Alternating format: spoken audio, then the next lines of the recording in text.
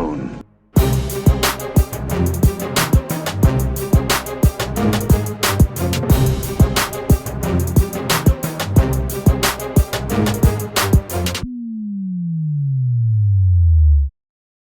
Hello there, and welcome to Pre-Worlds Interviews. I'm Cockles on behalf of That's No Moon and Yavin Base. That's No Moon, it's Yavin Base.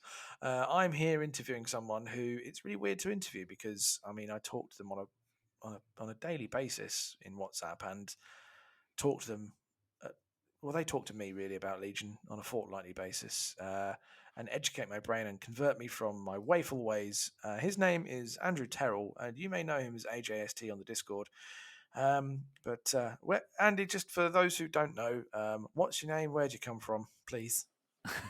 Obviously I go by AGST for online things, but obviously the name's Andrew Terrell. I've been playing Legion pretty much since it first came out. I moved over from X-Wing, but this is the first time I've been playing like a tabletop miniature game at a competitive level for sure. Like X-Wing, I was mid-table at best.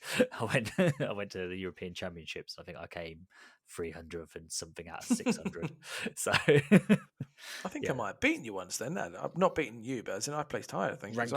wouldn't surprise me. I Oh, was I'm holding, lucky at best. I'm holding my hat on that one, my friend. At time of recording, obviously we are literally 3 weeks to the day where you and I will be in Chicago. What faction at the moment do you look like you'll be playing, and what will your list be? So I've decided to double down on experimental droids. As most people know, that I have a weird obsession with getting about 50 reps in before I go. Last year, obviously, I had I think 46 before turning up, and I'm trying to again reach around the similar number to make me feel confident in my list of experimental droids. What variant? Obviously, people won't see this until it starts. So, what variant of experimental droids are you running? Yeah, so Or looking at running at the moment? Obviously, final tweaks. Obviously, I'll give a shout out because the original part of the list isn't my concoction. It's from a player called Dean who lives up in Scotland. So I did say I'd make sure he gets all credit where it's due. But I've also made a few tweaks to it, which he'll tell me off for, but it's still part of the list. So it starts off with Kalani, the super tactical droid. He's got aggressive tactics and not esteemed leader, inspiring presence. Nope. What's the one that lets you give orders out of range 4? Commanding presence. Commanding presence. Yeah.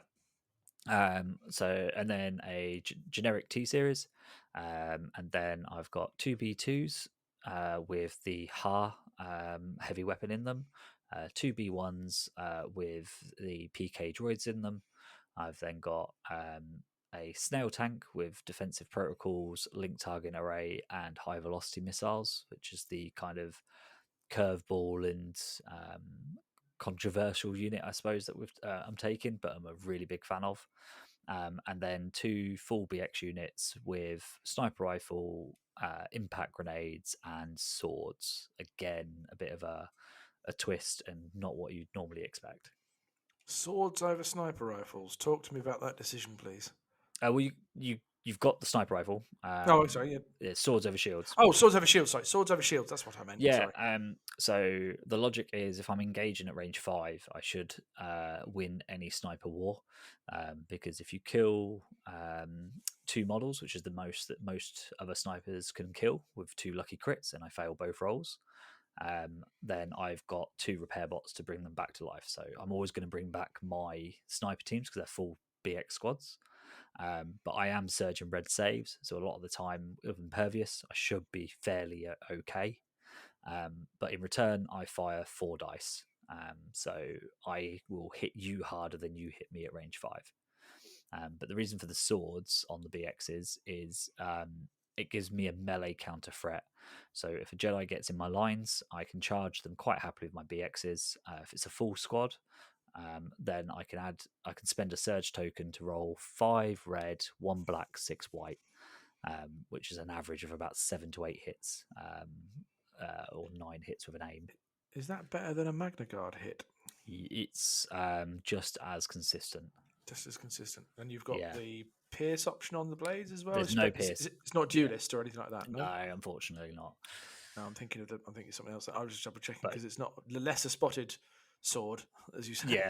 yeah, the sword is it's about a weight of dice really. So you're rolling 12 dice, where a Magna Guard will roll 8 or 9 with tenacity. So you're Yeah. rolling more, but obviously a Magna Guard are a bit more consistent Hmm. because it's black and red, where I'm rolling red and whites. Oh, well, they're double blacks actually. The Magnas, aren't they? Oh, they are, aren't they? Sorry, they're double blacks. So Yeah, double blacks. So yeah. yeah, How would you? Obviously, you've played around. Obviously, you finished top 8 last year. How would top you see four. your top? Sorry, top 4. When I do Ollies, I'll be like, you finished top 8. You finished top 4. What would you say your strengths are in how you play?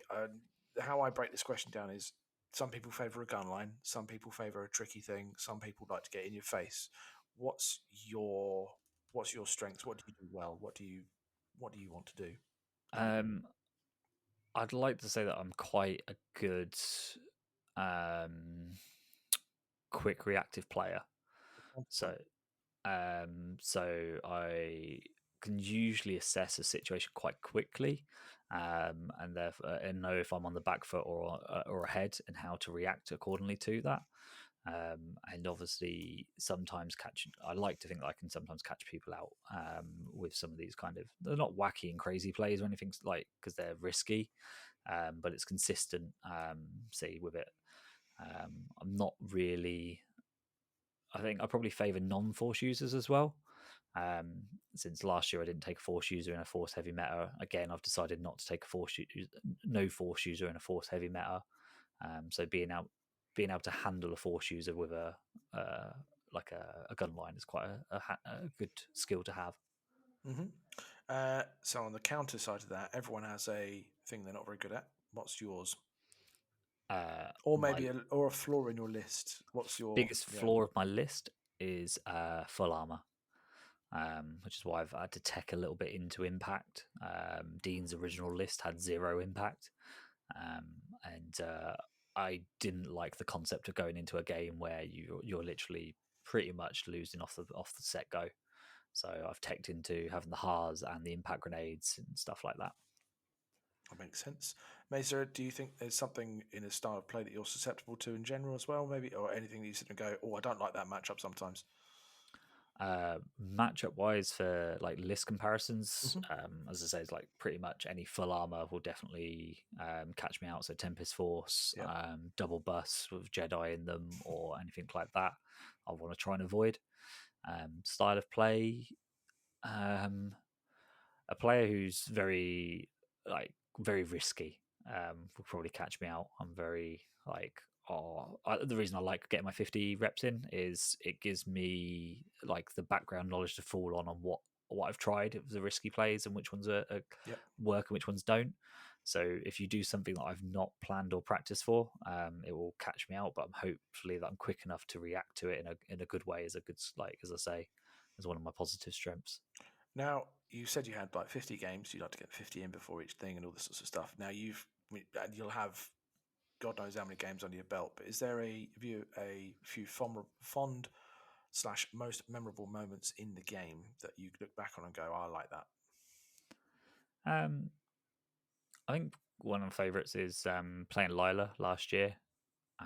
She was pretty much a sparring partner the whole way through on the build up to Worlds last year. And we both gave each other a hug at the beginning of the game. And we gave a big hug at the end of the game. And I think like that kind of showed what I think most Legion games can kind of come up to from a relationship, like a friendship and everything that comes out of it. Everyone that I interact with, so yourself, Ollie, Lila, I didn't have a clue who any of you were before playing Legion, and I've now got these friendships where I invited people to my wedding. I'm going on holiday with people from Legion, and I'm spending obscene amounts of money going off on trips to go and see other Legion people. And I think it kind of all of that kind of builds into the hobby for me now. I love you too, man. Um, and I think I know the answer to this one. And if it's not what I think it is, I'm going to be very disappointed. Your fondest non-game related Legion moment, your favorite Legion moments that are non-game, and I've got two that I think it is, but go on. My probably most important one is being such a big part of the community with my wife. The two of us have managed to set up and organize and run our own event. So last year was 96 players, and there's a World Open qualifier. Um, Setting that up from scratch has been pretty much a big achievement that we're both very proud of. Yep, So that's number one. That was so I ticked that in my box. So that's one. What's the other one? Come on, make me get a bingo. you're gonna say karaoke at LGT for when we sang with it wasn't Ellis, it was Nikki, Nikki. you sang with Nikki Myland, Yeah, I think and the it's Germans sang "Eternal Flame" by the yeah. Bangles, So and it I'm was sure, Finn. isn't that your favourite, not mine? No, I think no, because for me, no, it's definitely yours. For me, it's the birth Yeah, of that. That's how I mean that it's the started. birth of the socialising in the evenings after Legion and going out on the karaoke nights like we did at WTC Yeah, and Germany, everything. Germany. Yeah, everything. Yes, so that's that. Right, back to lists. When you look at a table, what do you want to see across you and go, "Yep, got this in the bag." What are you happy to play against? Clone gun line. I Why? want to eat them up. I've got a lot of confidence into them. I think the tank has got a good firing platform to start with the chewing through their tokens. It rolls 8 dice at range 4, and will receive very little damage in return because it's got a nimble outmaneuvering dodge on it. And then the two BX teams follow up straight away with the Pierce and 4 dice pools to kind of actually deal the physical damage to the clones. So it's quite I'm a long range engagement that I want to enjoy. going to give you a scenario. I'm going to give you. I'm basically going to give you a list, and I'm going to give you a scenario. And tell me what happens next, and if it happens, that sort of thing. You play Anakin quad RPS Padme Yep, double bark. Tank comes in, gets shot with Anakin, who's got his saber throw and RPS. It takes probably half damage, so it goes from what is it at 9 on the tank, or is it 11. 11? 11. So it goes 11 to say 6. Mm-hmm. So basically, it's nearly two. It's going to go down in 2 shots potentially. Do the BX droids take out Anakin, who will have dodges still because of his up close personal and force reflexes and Padme backup, or do the BXs just play the objective or go after the clones? I mean, depends on the Let's say objective. it's something like Yeah, okay, I'll get so let's say it's it, recover. It's either recover supplies, so they're going to go in and take it away probably, or let's say it's key positions and intercept. if it's recover the supplies, then I'm using the snail tank to screen and block line of sight and grab the box and go. Mm-hmm. If we're playing key positions, then if I'm in range, I'll probably charge into Anakin. If I'm not in range to charge him, then I'm probably going to go for the clones and leave Anakin duel last. If he hasn't got the fire support options, then he will struggle to kill the tank Yeah, because without the fire support, he can only do a max of 2 wounds a turn. correct. Yeah, Um, just because of the dodge, and weirdly, I can give my tank impervious for a turn, which just makes it even hilarious. can you? Oh, because the AI unit, the The two preservation pip, protocols. yeah, That can go on the tank? yeah, because it's an AI unit. Oh, that's stupid. So It's it's a brilliant. It's white saving impervious unit. freaking stupid idea that is, but there we go. Yeah, You've said about what list makes you nervous and things. Obviously you've spoken to a huge amount of community over the past how long you've been playing all that sort of stuff, but years. Are there any individuals that you haven't played or don't play enough that you'd like to play against and or avoid? And if so, why? I don't think there's a single person I want to avoid. I think everyone is, even at the top skill players. I think I'd love to play them. Last year, I think I played one American, one Canadian, and then 6 Europeans. So I'd like to play a lot more of the Americans. I know that probably means the games are going to be tougher and harder, but then it will be better and more of a challenge. I've only played I've played Luke Cook twice. We're 1-1 at the moment online, and I'd like to play him in person for like that decider. Even at WTC, we were joking about it. I've never played Kyle. I'd really like to play Kyle. Mike Barry, I've played a few times online as well. I'd like to get my own back on Austin. He beat me the day before we played Worlds and absolutely thrashed me. So I'd like to get my own back on him. I'd like to get my own back against Finn. I've played him a couple of times online and once in person. And again, that was kind of a lot of them were during the earlier days before I would say I was mega competitive. Yep. And I've not played like Johannes. I've not played Tazar from France. So yeah, I'd like to. There's a lot of names there I'd like to play. I'm going to give you a question that wasn't in the prep question, but it's just occurred to me, and I think it'd be a good take for you because of your unique placement within the community. Is there a particular nation that you think is, I wouldn't say the strongest, but is there a particular nation that you think, okay, as a group of competitive players based on playing population, they're ones to watch? And if so, Um, which a nation or nations? well, I think it's obvious that it's France at the moment, Oui, oui, as oui, our oui. current world champions, world team champions. Sorry.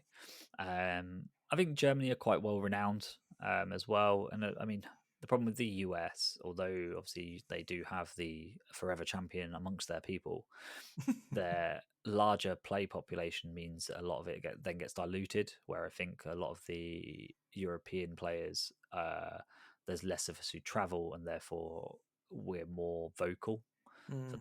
for the countries and players that do play and travel. As I say, Finn, Johannes, Dennis, Richard, especially as well. And then that's not including the Polish. And the Polish last year were fantastic. I've completely forgotten about them so far. I So think statistically, as nations, I think it was UK was the statistically best nation last year based on who plays where and whatnot. I think Poland might have been second. yeah, I think for top 8 we were the best country. Poland, I think, were the best for transitioning to day 2. Mm-hmm. I think they didn't. I think all of their players bar one made it into day 2 or something silly like Yes, that. yes, they did. It was, yeah, you're right. They had the best Yeah, statistical showing based on I think players unfortunately going. Germany they had like 6 pair self team kills. That was bad luck. Yeah. Not so bad luck on the German part. 2 more questions. Fun fact about you that other people may not know. Um, I like that you've been surprised by this, given that you knew these questions well in advance. yeah, I didn't. Did I? Yes, you did. You assume Give that it. I would look at that. A fun fact about me. That's even worse on the spot. I've got a pet dog called Ren, obviously named after Sabine. I shan't make the jokes that we make on the podcast. No. For more information on that, you can tune into our podcast. It's fine. But anyway, and the last one is: do you have any local store, club, or organisation that you'd like to give a shout out to, and/or individuals, and say thank you, and/or all that sort of stuff? Yeah, I suppose the biggest shout out should go out to the wife. She's very supportive in letting me go off to America and and Spain and organise 2-day events. So she's very supportive in helping out and everything I do, and writes my blog articles for me as well. Um, and then I've shops and stuff. My local gaming shops is Angle in Peterborough and War Games Workshop in Milton Keynes, who've kind of helped me from day one get the community in that area going and sponsor MKGT, which is the 2-day event that I run myself. Well, ourselves. And any individual or organisation that you'd like to say thank you to or shout out for? I suppose I should shout out because he's looking at me funny. Is to That's No Moon as a group of retrobates who record bi-weekly. Yeah, well, I was interested to see if you'd mention individuals by name there, like if you were going to say, "Oh, sparring partner Lila," or Jeff, or Ollie, or whatever. But no, it's No, fine. Just no, it's fine. Just be a pain about it. It's fine. But no, I no, mean no, they're all great people, but yes, yeah, most of them are. No, I'm joking. Um, Well, that's the pre-worlds interview done there, Andy. Now you can continue pondering over your list and picking on victims to play. And we wish you well. We'll keep an eye out for everyone for stream. Obviously, you'll make an appearance at some point on the stream behind the mic, if not on film. Yeah, good luck to yourself. See you there. Thanks very much. That's no moon.